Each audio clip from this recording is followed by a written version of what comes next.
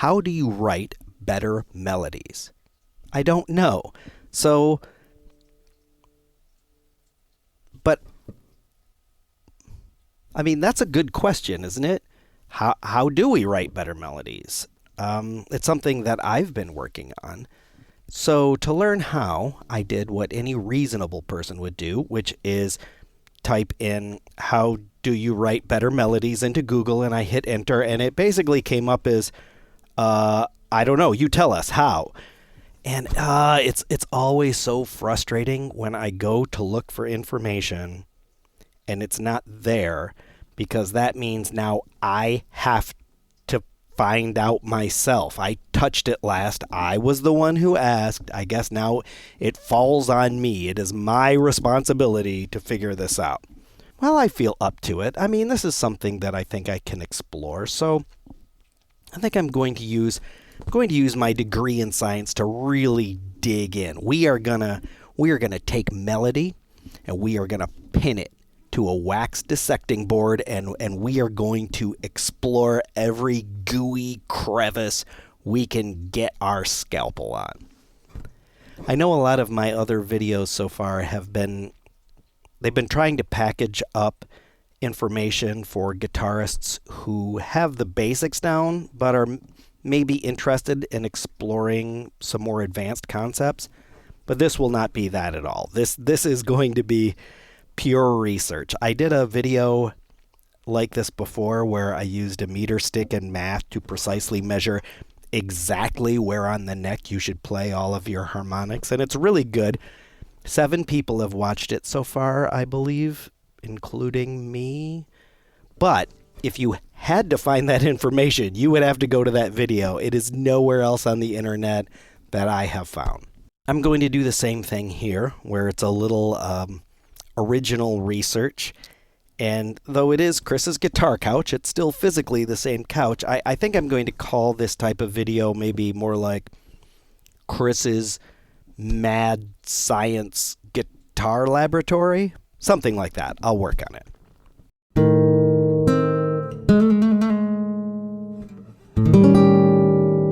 The first thing I think that we need to do is decide what melodies we're going to take a look at. The amount of possible melodies is astronomical, and we're going to need to bring that down into a manageable amount. So first, I decided we're going to do a 3-note melody. In my opinion, less than 3 notes is just an interval. It's not really a melody. And more than 3 notes, it's just getting fancy. So I think we should be able to explore a lot of melodic concepts using only 3 notes. Still, if we consider a 12-note chromatic scale, if we pick every possible combination of a 3-note melody from that, that is 12 to the 3rd power, or 1,728 possible melodies just from those 3 notes. This isn't even including all the different possible rhythms we could play them in. So let's narrow that down too. Let's say we're going to do quarter note, half note. So 1 beat, and 2 beats long. Also, I'd like to play them all over a major triad. It seems to me that, if I'm going to play this melody, is that the same as this melody? Well, not really, but unless they're in context, you play them over the same chord, they're going to sound very different. So we're definitely going to do that. If you don't like it, do your own experiment, but I think it's a good idea. Let's assume octave equivalence. So this A is the same as this A, we will call the same melody as. Should we? That's a good question, but already I've got over 1,700 melodies to explore. I'm not going to have time or the desire to play them all, but I would like to at least be able to play hopefully a representative sample of them. And creating octaves is just going to make this way harder, so we're going to do that as well. I've tuned my guitar down to drop D. So the low E is actually a low D now. That way I can play this nice D triad.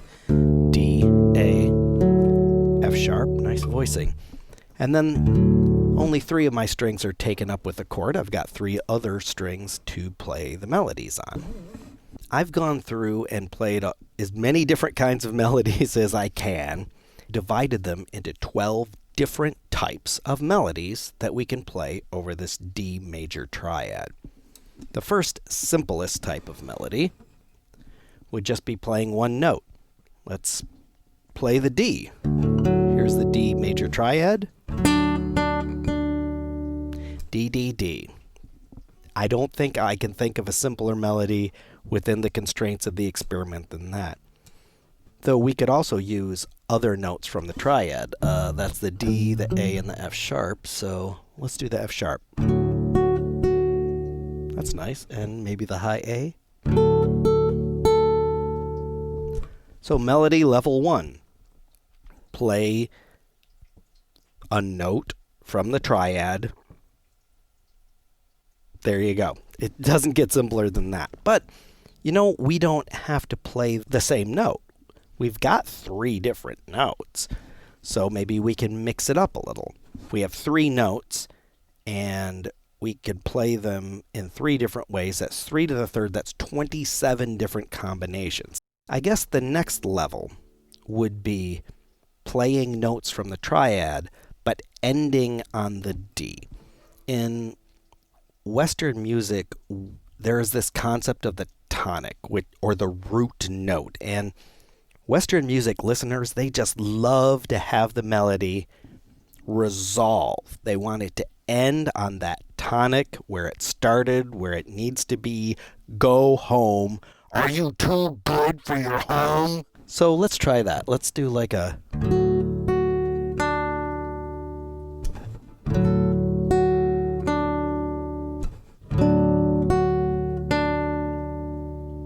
and so on.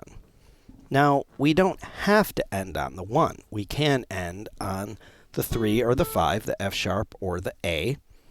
And this is going to feel a little less resolved. It's still going to be very consonant. It's going to be very harmonious and very boring, but not quite as much so.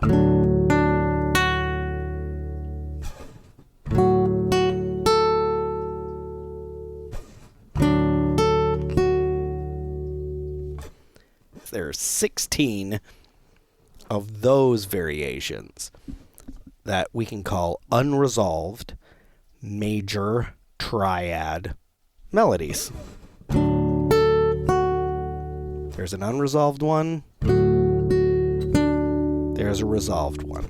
The first 3 types of melodies are just the notes from the triad that we're playing, the D, D, A, and F sharp. And there's still a lot going on. There's 27 different possibilities. There's some simple ones, there are some resolved ones, and there are some unresolved ones. But there's a heck of a lot more notes out there. If we want to start incorporating more notes from the major scale that are not in the triad, well, we have options for you. But before we do, I want to bring up this. I'm calling this the chord and this the melody, but really, isn't that note kind of part of the chord? Where does the harmony, the concept of harmony as part of the chord versus the concept of harmony as part of the melody, where does one begin and the other end? We can use that concept. So, I'm playing notes of the triad. Well, what if I played a different note and just hammered on that? That is a C sharp. And when I play that over the D triad, what you get is a major 7 chord. And you could do this with any note if you think of the melody as creating a more complex chord. You can play any note over any chord. There is no rule against it. Remember, music theory is descriptive. It is not prescriptive. It is not a formula to tell you what you are supposed to do. It is merely a framework to help us understand and communicate music better. there's the 7. Let's try a different one. How about the 2? That's creating a chord called an add 9. We can do a 4. That's pretty dissonant. That's an 11. And then that would be a 6 chord. Add 6, add 11. You put that add in there. We're not, these are actually more complicated chords that are supposed to have more notes in them, but we're leaving them out, and we are just adding the 11 or adding the 6 to the triad. So that's where that came from. Let's try the high B. Oh, that's pretty. I like that.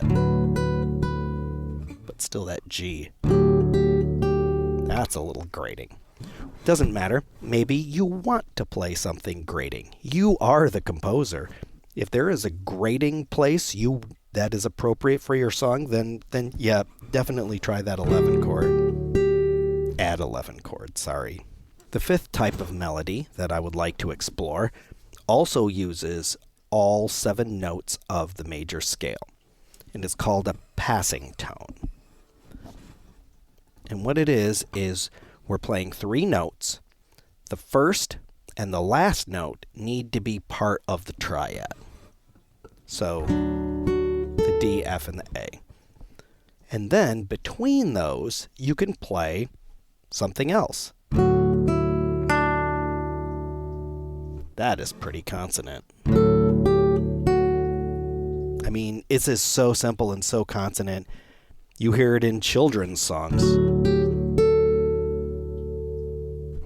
You know, when we're hammering on it sounds really bad, but when you use it as just an intermediary to get from one note to the other, it doesn't sound bad at all. Related to a passing tone, there's another thing called a neighbor tone. And that is, passing tone has to come between 2 notes. This just can stay on one note, and as long as it is only one step of the scale away from a consonant note, that's a neighbor tone.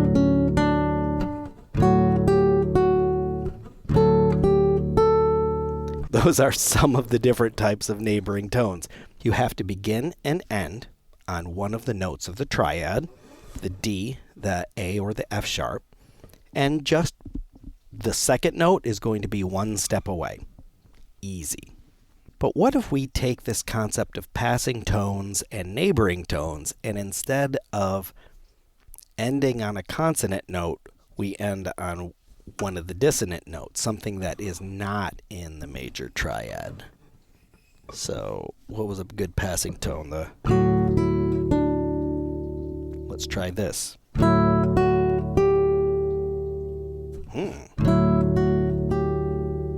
Interesting. So how about this one? That's kind of nice. Well, those are passing tones. Let's try some unresolved neighbor tones. That's not bad. Ooh, these are jazzy. I'm digging them. Yeah, that 11th is still a little harsh. Let's try up here. Let's do the 6, the high B. That's not bad at all.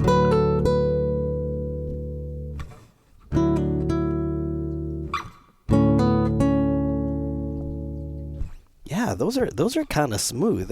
Definitely more jazzy. They're not sounding like children's songs anymore. They're starting to sound like adult songs, if you know what I mean.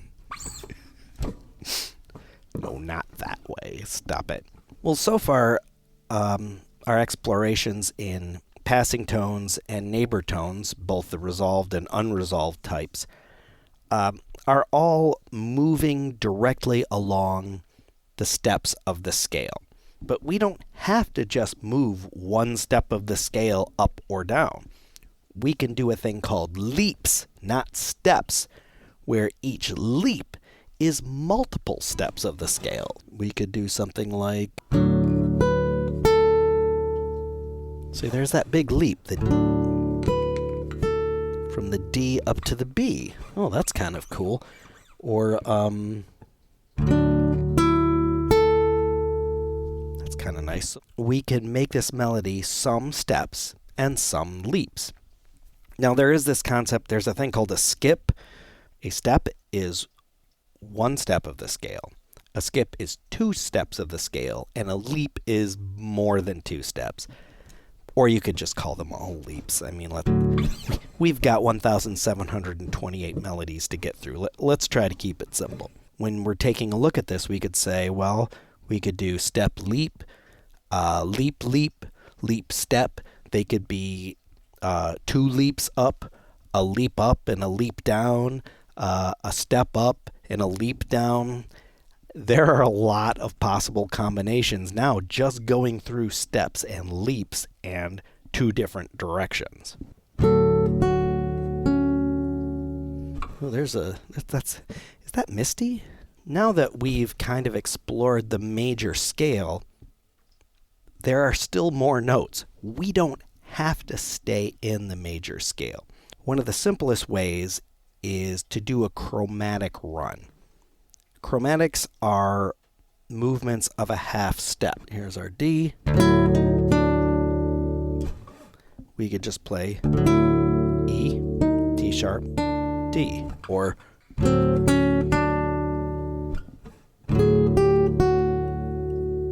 oh, that's kind of nice. Almost any time you do a run of just half steps, as long as you end on a consonant note, it's going to sound pretty good. And it sounds kind of old-fashioned and bluesy. I've never heard a song that has too many chromatics in it. Though we could end on something really...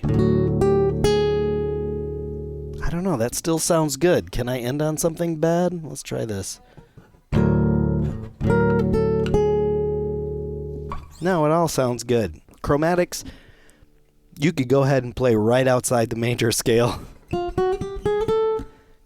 All half steps, go crazy. It really is a simple and effective and very underused technique. So practice your chromatic scales. They're easy to learn. There's only one scale and it's all half steps.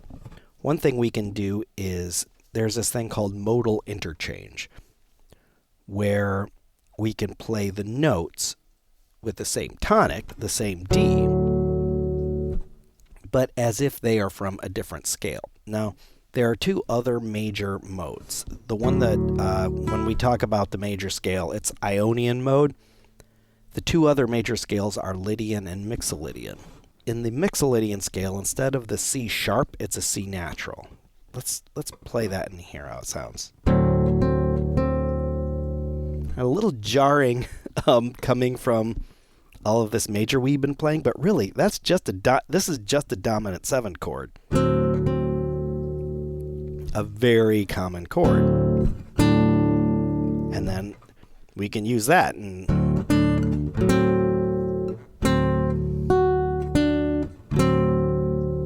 have some fun with that. Another note that is also part of a similar major scale is going to be the G sharp. You're going to see a G sharp instead of a G natural when you're playing in the Lydian mode, and it is really pretty, and I dig it. Oh yeah.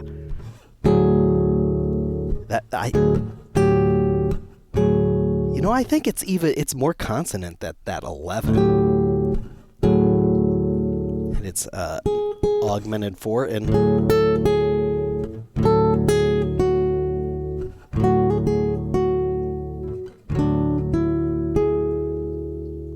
oh, that's nice. I like that.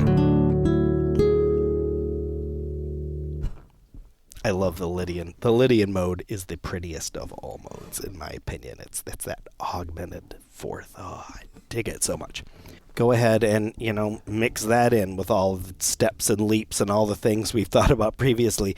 Each one of these so far kind of builds on the previous one. There are still more notes outside of the major scale and those other two notes from the borrowed major modes. One you're going to see a lot is going to be the minor third. Now, we're playing a major triad. The major third is the F sharp. The minor third is the F. Now, all right, that sounds a little dissonant, but let's put it into context. When you hear this played, it is exploring the concept of a blue third. So a blue third is a note somewhere between the major and the minor third. If you're a singer or a trombone player, you could just play that note. But if you're playing on a fixed pitch instrument like the guitar or piano, you can't. So in order to approximate it, you can sometimes play them both at the same time. You can do a trill, you could do a bend. There are other things to do that. And this, in fact, let me show you what this really is. That is called the Hendrix chord, which is the dominant 7, sharp 9. And what it is, it's just like a basic dominant 7 chord, but it's playing both the major and minor third. Like that. With that in mind, let's see if we can get this thing to work.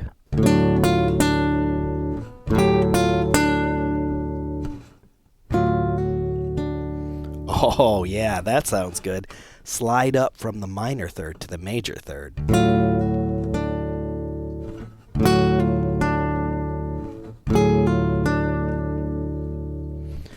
If you're doing this, another thing, I would use the C natural, use the minor 7. There is also a commonly used blue note that is between the minor 7 and the major 6.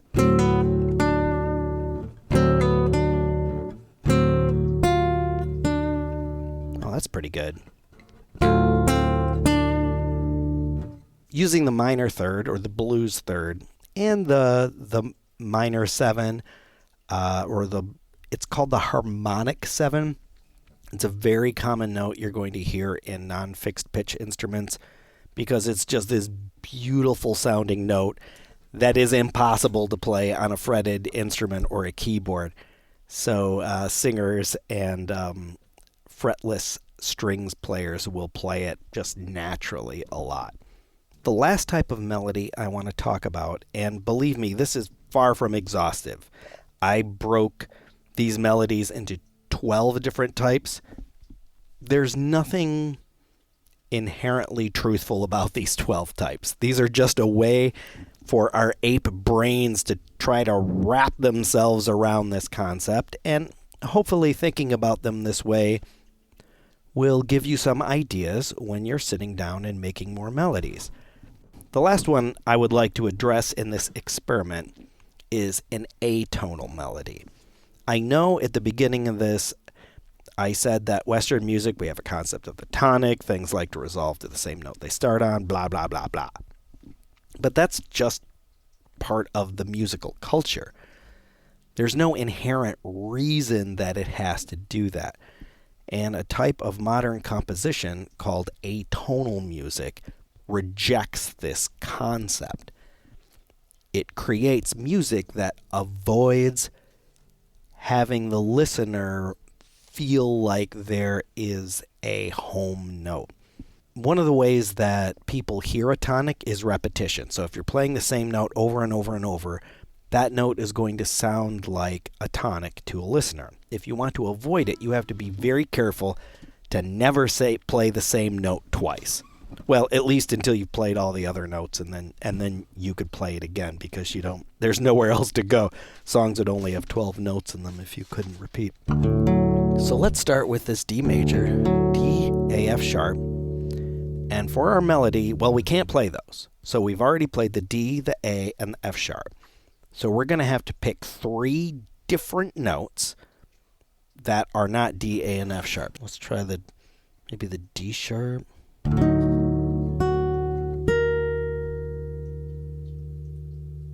That's kind of interesting.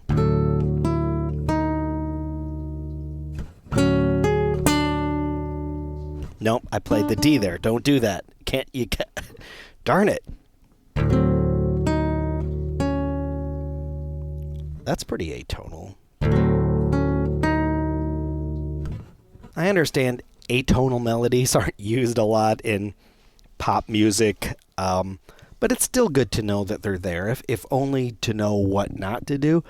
But still, it's hard to believe that you're not going to come across some song you're writing that you're like, I want to write something really jarring, because then you can write something really nice right after it, and people will be so relieved. Knowing how to write melodies that don't have a tonic, it's good to put it in the toolbox just in case.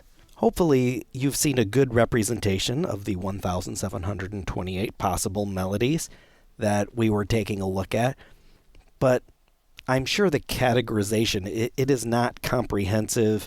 It is not complete. There are many ways to think about melody. This way of thinking about it is very Western biased. Other cultures have different concepts of melody that they use, and I highly recommend exploring them. They're fascinating and legitimate. Studying these, I think, is really valuable to try to continue to explore melody, because this was an interesting experiment, I think, and I learned a lot, and it's going to bring a lot to my thought process the next time I'm writing a melody. But you could spend your whole life exploring this, so please do. Even though we don't know everything about melody, what I hope is that the next time you have some lyrics, you have a chord progression, and you start writing melodies, maybe, just maybe, you don't use the first thing that springs into your mind, because that's probably going to be one of those simpler types. Maybe after you're done, use one of these other concepts. Use chromatics, use melodies that create more complex chords if they are appropriate to the song that you're writing. I think it will bring a little more spice to your music and my music, which is what this is really about. I'm just trying to get better at this, and I wanted to share some of the things that I discovered with other musicians. So I hope you found it helpful. And if not, sorry for wasting your time. Please like and subscribe